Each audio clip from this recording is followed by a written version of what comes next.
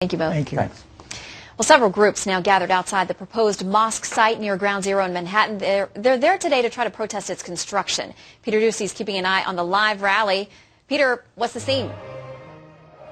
Well, Shannon, you can see behind me more than 1,000 people have turned out to protest the construction of that mosque down here. Many of them have personal connections to the 9/11 attacks. It's been a very patriotic group so far. More and more people keep showing up by the minute. They actually just had to close the street down, and from what we could tell, nobody has gotten in any kind of trouble so far. There's a very strong police presence. Now, around the corner, 1 block away, there's a counter-protest. Those are the people who want the mosque to be built. It was much smaller, only about 75 people.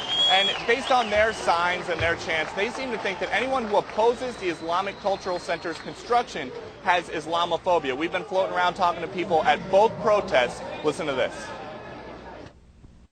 I base this not on the freedom of religion principle that the proponents for the mosque seem to base their argument on. I think that's a bogus argument. I think that has nothing to do with, really, in my mind.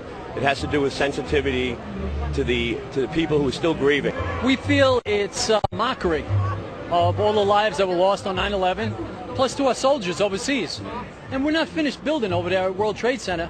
And right in its shadow, you're going to put up a mosque? That's completely inappropriate and insensitive and nothing to do with religion.